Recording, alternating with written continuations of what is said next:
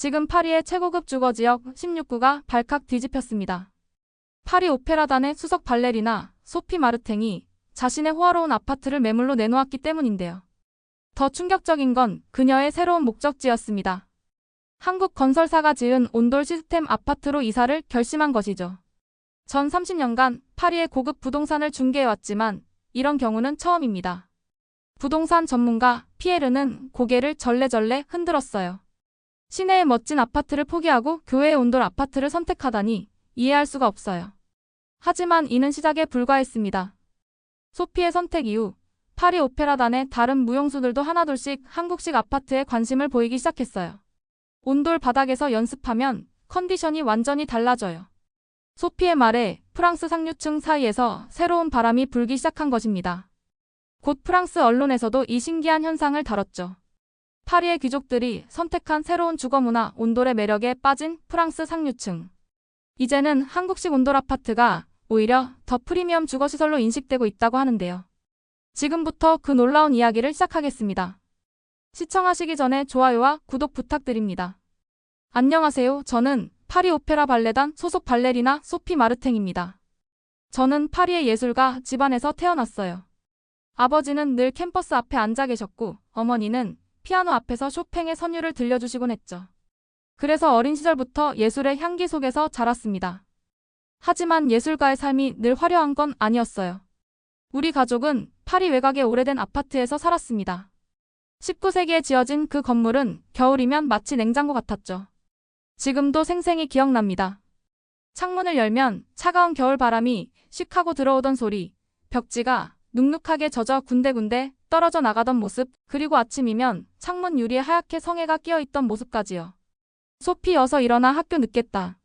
어머니의 목소리에 눈을 떴지만 차가운 방 안의 공기에 몸이 굳어버렸습니다. 이불 밖으로 발 하나 내밀기가 무서웠어요. 방 안의 차가운 공기가 마치 얼음 칼날처럼 피부를 스치니까요. 아빠, 추워요. 떨리는 목소리로 말하면 아버지는 석탄 난로 앞으로 저를 데려가셨습니다. 여기 잠깐만 있어. 아버지는 겨울이면 석탄 난로를 피우셨어요. 하지만 그마저도 형편이 좋지 않아 아껴 써야 했습니다. 발레를 시작한 건 8살 때였습니다. 차가운 방에서 스트레칭할 때마다 근육이 비명을 질렀어요. 발가락이 얼어붙은 것 같았고 손끝은 파랗게 변했죠. 하지만 그때는 이게 당연한 거라 생각했습니다. 그런데 신기하게도 춤을 추면서 제 안에 차가움이 녹아내리는 걸 느꼈습니다. 와, 소피 너 정말 재능 있구나. 발레 선생님의 칭찬이 힘이 되었어요. 춤을 출 때만큼은 추위도 가난도 잊을 수 있었습니다. 발레는 제게 첫 번째 따뜻함을 선물해준 예술이었죠. 그래서 더욱 열심히 했어요. 언젠가는 따뜻한 곳에서 살 수 있을 거야. 매일 밤 이불 속에서 그렇게 되뇌었습니다.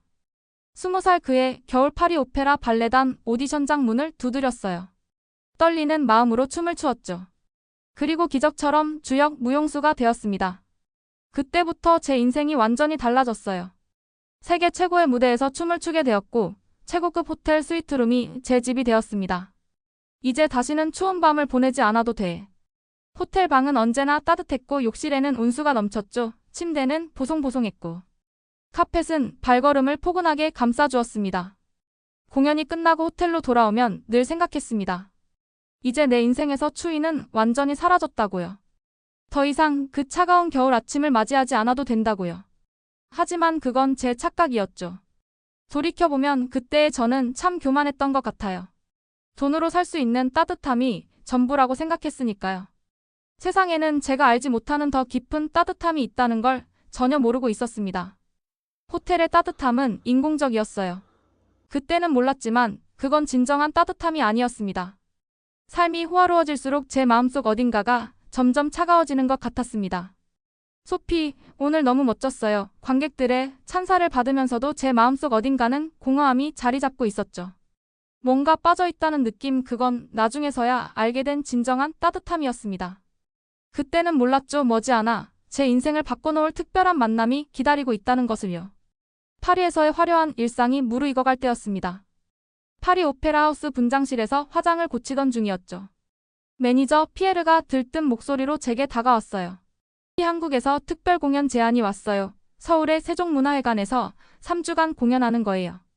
저는 그 자리에서 바로 승낙했습니다. 아시아는 늘 신비로운 곳이었고 특히 한국의 문화에 관심이 많았거든요. 호텔은 리츠칼튼이나 포시즌스겠죠? 매니저에게 물었더니 그는 살짝 머뭇거리며 대답했습니다. 아, 그게 좀 특별한 제안을 해왔는데. 다음날 진행된 화상 미팅에서 한국 기획사 김민준 대표를 만났습니다. 저희가 준비한 숙소는 한국의 현대적인 주거 문화를 경험할 수 있는 특별한 공간입니다. 기획사 대표는 자신만만하게 말했죠. 하지만 스크린에 비친 건물을 보는 순간 저는 할 말을 잃었어요. 그저 평범해 보이는 아파트였거든요. 이게 무슨 말도 안 되는 소리예요. 화상 미팅이 끝나자마자 저는 발끈했습니다. 내가 누군데 이런 곳에서 지내라는 거죠? 계약 취소해요, 당장. 피에르는 진땀을 흘리며 저를 설득했습니다. 이미 언론에도 공개된 일정이었고 한국의 팬들도 기대하고 있다고요. 결국 마지못해 동의했죠. 3주만 참자 스스로를 다독이며 가방을 쌌어요. 최고급 호텔이 아닌 곳에서 지내는 건 데뷔 후 처음이었습니다. 파리를 떠나기 전날 밤 저는 평소처럼 리츠칼튼 스위트룸에 묵었습니다. 발코니에서 에펠탑을 바라보며 한숨을 쉬었어요.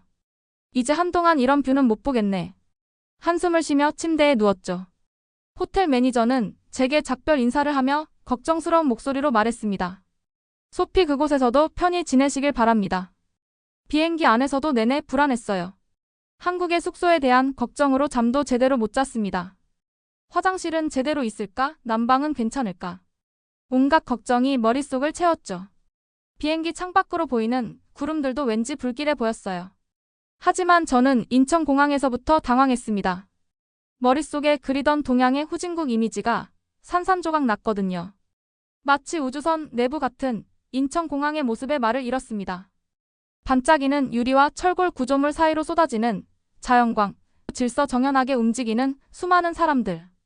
입국장을 나서자 한국 기획사 직원들이 밝은 표정으로 저를 맞이했어요. 마르탱 씨, 잘 오셨습니다. 저는 통역을 맡은 서지원입니다. 하지만 저는 그저 차갑게 고개만 끄덕였죠. 차에 올라타면서도 저는 쌀쌀맞게 굴었어요. 아직 숙소에 대한 걱정이 남아있었거든요. 고속도로를 달리는 동안 제 고정관념은 계속해서 무너져 내렸습니다. 양옆으로 펼쳐진 마천루들은 파리의 어떤 빌딩보다도 현대적이었어요. 도로 위의 전광판은 선명한 색상으로 반짝였고 달리는 차들은 하나같이 깨끗했죠. 파리보다 더 세련된 것 같아요. 제가 무심코 내뱉은 말에 서지원 씨가 빙그레 웃었습니다. 차가 한강변을 달릴 때였어요. 저기가 마르탱 씨가 지내실 레지던스입니다. 서지원 씨의 손가락이 가리키는 곳을 바라보던 저는 깜짝 놀랐어요. 사진으로 봤을 때는 평범해 보였던 그 건물이 실제로 보니 완전히 달랐거든요. 마치 거대한 유리성처럼 빛나고 있었습니다. 도착했습니다. 차가 멈춰 섰을 때 저는 놀라지 않을 수 없었습니다. 로비에 들어서자마자 저는 말문이 막혔습니다. 대리석으로 꾸며져 있었고 천장은 놀라울 만큼 높았습니다. 정중하게 인사하는 직원들의 모습도 인상적이었죠. 이쪽으로 오세요. 안내를 받는데 지나는데 곳곳에 설치된 디지털 시스템이 눈에 띄었어요. 손바닥을 여기 대주세요. 보안 게이트 앞에서 서지원 씨가 말했습니다. 제 손바닥을 인식하자 부드럽게 문이 열렸어요. 이건 마치 영화에서나 보던 거잖아요. 제 감탄에 서지원 씨는 이제 시작일 뿐이에요 라고 답했죠. 엘리베이터는 또 어떡해요? 버튼도 없이 스마트폰처럼 화면을 터치하는 시스템이었습니다. 조용히 올라가는 동안 전면 유리창으로 서울의 전경이 한눈에 들어왔어요. 파리가 저 아래 있다면 어떨까 문득 그런 상상을 하며 미소 지었습니다. 복도를 걸으며 저는 계속해서 놀라움을 감추지 못했어요. 벽에 설치된 디지털 패널에는 날씨와 미세먼지 정보가 실시간으로 표시되고 있었고 창문은 버튼 하나로 자동 개폐가 가능했죠. 숙소 문 앞에 도착하자 서지원 씨가 스마트폰을 꺼냈어요. 이 앱으로 문도 열 수 있고 집안 모든 걸 제어할 수 있어요. 문이 자동으로 열리며 실내 조명이 은은하게 켜졌습니다. 햇빛이 가득한 거실 창밖으로 한강이 내려다 보였어요. 이 뷰는 파리의 어떤 호텔보다 근사한데요. 주방의 모습은 더욱 놀라웠습니다. 음성으로 작동하는 냉장고, 터치 한 번으로 요리가 가능한 인덕션, 자동으로 환기되는 시스템까지 모든 게 신기했어요. 요리를 못하시더라도 걱정 마세요. 배달앱으로 파인 다이닝까지 가능하니까요. 서지원 씨의 말에 저는 입을 다물지 못했습니다. 화장실에 들어가 보니 또 다른 세상이 펼쳐졌습니다. 자동으로 온도가 조절되는 비데, 디지털 거울 센서로 작동하는 수정까지. 저는 그저 감탄사만 연발했어요. 여기서 3주를 보내면 파리로 돌아가기 싫어질 것 같은데요. 농담처럼 던진 말이었지만 어쩐지 진심이 묻어났습니다. 지금은 연습실 가실 시간이에요. 서지원 씨의 말에 아쉬운 마음으로 문을 나섰어요. 이 놀라운 공간을 더 둘러보고 싶은 마음뿐이었죠. 엘리베이터에 오르며 생각했어요. 돌아와서 천천히 살펴봐야겠다. 그날 저녁 연습이 끝난 후였어요. 연습실 문을 닫고 나오는 순간 저는 그대로 벽에 기대앉고 말았어요. 온몸의 근육이 비명을 지르는 것 같았습니다. 시차 적응도 안 된 상태에서 6시간 연습은 너무 혹독했죠. 파리에서는 상상도 못할 강행군이었어요.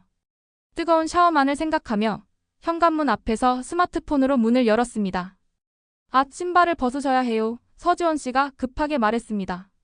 한국은 실내에서 신발을 신지 않아요. 여기 슬리퍼가 있어요. 피곤한 와중에도 또 하나의 문화 충격에 저는 눈을 동그랗게 떴죠. 하지만 그건 시작에 불과했어요. 슬리퍼를 신고 방 안으로 들어서는 순간 저는 놀라움에 발걸음을 멈출 수밖에 없었습니다.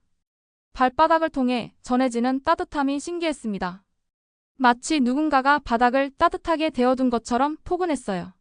무의식적으로 슬리퍼를 벗어던졌습니다. 맨발로 바닥에 서자마자 아하는 탄성이 절로 나왔어요.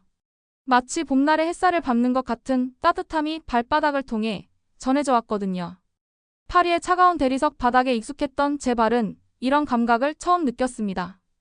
호기심에 이리저리 걸어다녀 보았습니다. 거실도 주방도 화장실도 모든 바닥이 똑같이 따뜻했어요. 이게 무슨 마법이죠? 제가 묻자 서지원 씨가 웃으며 설명해 주었습니다. 온돌이에요. 한국의 전통 난방 방식이죠. 바닥을 통해 집 전체를 따뜻하게 데우는 거예요. 스마트폰 앱으로 온도를 조절하는 법도 배웠어요. 방마다 온도를 따로 조절할 수 있었죠. 문득 어린 시절이 떠올랐어요. 파리의 차가운 아파트에서 새벽 연습을 하던 날들, 동상에 걸릴까 봐 두꺼운 양말을 겹겹이 신었던 기억, 그때 이런 바닥이 있었다면 얼마나 좋았을까요? 저녁을 먹으려 했지만 피곤이 몰려왔어요. 서지원 씨가 알려준 대로 바닥에 이불을 깔았습니다. 처음에는 왜 침대가 없냐고 투덜거렸는데 이불을 깔자마자 생각이 바뀌었어요. 따뜻한 바닥에 누우니 마치 누군가가 저를 포근하게 안아주는 것 같았거든요. 온몸의 긴장이 스르르 풀렸습니다. 발끝부터 올라오는 따뜻함이 온몸을 감싸 안았어요. 무용수의 영원한 친구인 근육통도 조금씩 누그러들기 시작했죠. 아, 이래서 한국 무용수들이 부상이 적은 걸까? 무심코 그런 생각이 들었어요. 이불 속에서 뒤척이다 문득 파리에 있는 딸 로즈가 생각났습니다. 천식을 앓고 있는 로즈에게 공기가 건조해지는 유럽식 난방보다 발부터 자연스럽게 체온을 데워주는 온돌이 있다면 얼마나 좋을까요? 그날 밤 저는 태어나서 가장 편안한 잠을 잤어요. 아침에 눈을 떴을 때 저는 완전히 다른 사람이 되어 있었어요. 여태껏 제가 얼마나 불편하게 잠들었는지를 말이에요. 온몸이 가벼웠고 근육도 한결 부드러워져 있었습니다. 거울 앞에서 발레복을 입으며 생각했어요. 이제 호텔 방이 그립지 않네.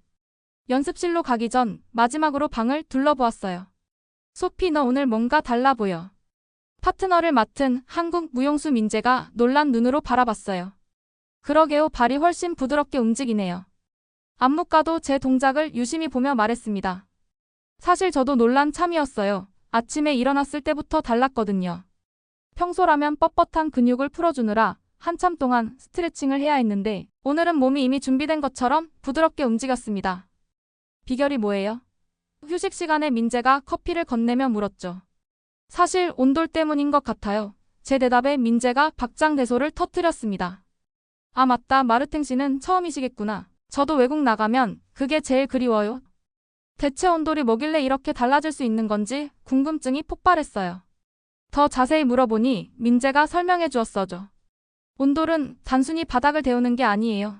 열이 아래에서 위로 골고루 올라와서 온몸을 따뜻하게 해주거든요. 그래서 혈액순환도 잘 되고 근육도 이완되는 거죠. 예전에는 아궁이에 불을 떼서 방바닥을 데웠대요. 그게 지금은 현대식으로 발전한 거예요. 옛날 한국 가옥의 구조도를 보여주었어요. 단순히 따뜻하기만 한 게 아니라 열 효율까지 생각한 지혜가 담겨 있었거든요. 그 말을 듣자 모든 게 이해가 됐습니다. 아, 그래서 한국 무용수들이 부상이 적었던 거구나. 문득 깨달음이 왔어요. 지금까지 파리에서 만난 한국 무용수들은 유독 체력이 좋고 부상도 적었거든요. 그 비결이 바로 이 온돌에 있었다니 정말 놀라웠습니다. 그날 밤 저는 침대 없는 방이 더 이상 불편하지 않았습니다. 오히려 바닥에 깔아둔 이불이 더 포근하게 느껴졌어요. 이제 호텔 침대가 그립지 않네. 혼잣말을 하며 웃었죠. 불과 며칠 전만 해도 상상도 못했던 일이에요. 스트레칭을 하면서 문득 깨달았습니다. 제가 지금까지 얼마나 불편하게 살았는지를요.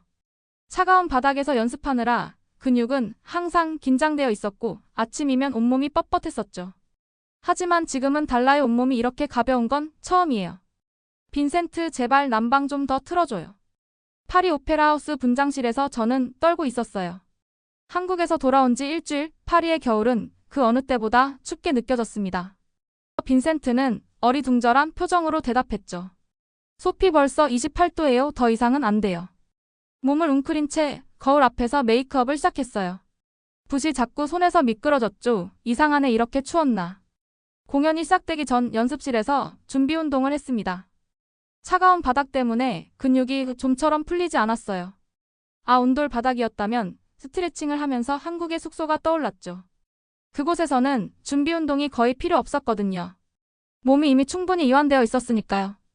공연이 끝나고 늘 묵던 호텔로 돌아왔어요. 로비에 들어서자마자 답답함이 밀려왔습니다. 호텔 직원이 반갑게 인사했지만 제 마음은 쓸쓸했어요. 객실 난방을 최대로 부탁했더니 이미 최대치입니다. 라는 답변이 돌아왔죠. 럭셔리 스위트룸 침대에 누웠지만 뭔가 허전했어요. 따뜻한 바닥에서 느꼈던 그 포근함이 그리웠죠. 발끝이 차가워서 양말을 신었지만 그래도 뭔가 부족했어요. 이제야 알겠어, 왜 한국 사람들이 그렇게 온도를 자랑스러워하는지. 주말 저녁 무용단 친구들과 모임을 가졌어요. 소피, 한국은 어땠어? 모두가 궁금해했죠. 저는 온돌 이야기를 시작했습니다. 믿기 힘들겠지만 거기서는 바닥이 따뜻해 마치 봄날의 햇살을 밟고 있는 것 같았어. 하지만 친구들은 반신반의했어요. 바닥 난방이 뭐가 그렇게 특별하다는 거야? 설명하면 할수록 더 답답해졌습니다. 소피, 당신 미쳤어요? 매니저 빈센트가 소리를 질렀어요. 제가 파리 시내 한복판에 고급 아파트를 팔겠다고 선언했거든요. 새로 지어지는 한국식 아파트로 이사갈 거예요. 제 말에 빈센트는 머리를 감싸쥐었습니다. 당신이 살던 곳이 얼마나 좋은 동네인데요. 빈센트의 만류가 이어졌어요. 파리에 유명한 카페들도 있고 디자이너 부티크도 있잖아요. 하지만 전 단호했습니다. 그래도 온돌이 없잖아요. 난 이제 차가운 바닥에선 못 살아요. 한국에서 돌아온 후 저는 매일 밤 잠들기 전 인터넷을 뒤졌어요. 프랑스 온돌 아파트를 검색하다가 드디어 찾아냈죠. 파리 외곽에 한국 건설 회사가 지은 프리미엄 레지던스 단지를 발견한 거예요. 드디어 찾았다. 그날 밤 저는 너무 기뻐서 잠도 못 이뤘습니다. 다음날 아침 일찍 모델하우스를 찾아갔어요. 한국인 매니저가 반갑게 맞이했습니다. 온돌 시스템이 정말 한국과 똑같나요? 제가 물었더니 매니저는 빙그레 웃으며 대답했죠. 직접 체험해 보시겠어요? 그리고 저를 샘플하우스로 안내했습니다. 현관문을 열자마자 느껴지는 따뜻함에 저는 신발을 벗고 맨발로 서보았어요. 아, 맞아요. 바로 이 느낌, 한국에서 경험했던 그 포근한 온기가 발바닥을 통해 전해져 왔습니다. 모델하우스를 둘러보자마자 계약을 결정했어요. 주변에서는 모두가 말렸죠. 파리 시내에서 너무 멀어지잖아. 하지만 제게는 중요하지 않았어요. 온돌만 있다면 그곳이 천국일 테니까요. 이사날이 다가왔어요. 오페라단 동료들이 찾아와 도와주겠다고 했죠. 소피, 정말 여기 다 버리고 가게. 고풍스러운 가구들을 보며 안타까워했어요. 새로 시작하는 거예요. 이제 바닥에서 생활할 거니까 가구도 전부 바꿔야죠.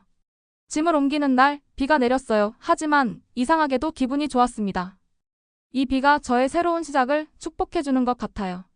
이삿짐 트럭을 따라가면서 설레는 마음을 감출 수 없었죠. 이제 진짜 한국식 생활이 시작되는 거야. 새 집 문을 열자마자 로즈가 뛰어들어갔어요. 맨발로 뛰어다니는 딸을 보며 웃음이 났습니다. 첫날 밤 우리는 거실 바닥에 이불을 펴고 누웠어요. 로즈가 속삭였죠. 엄마, 여기 정말 천국 같아. 창밖으로 보이는 파리의 야경을 바라보며. 저는 생각했습니다. 그래, 우리는 드디어 집을 찾았구나. 다음날 아침 발레단 연습실에 나타나자 모두가 놀랐어요. 소피 얼굴이 달라졌어 동료들이 입을 모아 말했죠. 그래요, 이제 제대로 된 숙면을 취했거든요. 제 미소에는 자부심이 가득했습니다. 요즘 제 아파트는 파리 발레단의 핫플레이스가 됐어요. 동료들이 연습이 끝나면 을에 들르곤 하죠. 소피네 가면 몸이 다시 살아나 이제는 아무도 제 선택을 비웃지 않아요. 얼마 전 한 무용 잡지와 인터뷰를 했어요. 소피 마르탱이 선택한 특별한 주거 공간 기사의 제목이었죠. 이 따뜻한 바닥은 무용수를 위한 신의 선물이에요. 제 인생을 완전히 바꿔놓은 기적이죠. 진심을 담아 이야기했습니다. 요즘 저는 완전히 다른 삶을 살고 있어요. 아침이면 온돌 바닥에서 로즈와 함께 한국 전통차를 마시며 하루를 시작합니다. 엄마 이번엔 이 음악 들어봐. 로즈가 틀어주는 K-팝에 맞춰 즉흥 안무를 만들기도 하죠. 주말이면 한국 요리 유튜브 영상을 보며 김치찌개에 도전하고 실패해도 깔깔 웃어요. 우리가 한국 가면 진짜 김치찌개는 어떤 맛인지 꼭 확인하자. 저녁이면 거실 바닥에 앉아 한국 드라마를 봅니다. 로즈는 제 무릎을 베고 누워있죠. 따뜻한 온돌 바닥 위에서 보내는 이 시간이 이제는 우리의 소중한 일상이 됐어요. 엄마, 우리 이번 방학에는 한국 가요. 로즈의 말에 저는 행복하게 웃었습니다. 커다란 창 너머로 에펠탑이 반짝이는 밤, 파리 풍경을 바라보며 생각했어요. 따뜻한 기운이 발바닥에서부터 천천히 올라와 온몸을 감싸 안습니다. 진정한 문화는 이렇게 일상 속에 스며드는 것이죠. 한국의 온돌은 단순한 난방 시스템이 아니었어요. 그것은 삶을 더 따뜻하게 더 행복하게 만드는 지혜였죠. 이제 저는 그 지혜를 온몸으로 이해하고 있습니다. 로즈, 우리도 이제 진짜 한국 사람이 다 됐네. 딸과 함께 깔깔 웃으며 포근한 하루를 마무리합니다. 오늘의 이야기는 여기까지입니다. 재미있으셨다면 좋아요와 구독하기 꼭 눌러주세요. 더 재밌는 이야기를 소개해드리는데 큰 힘이 된답니다. 그럼 더 좋은 영상으로 찾아오겠습니다.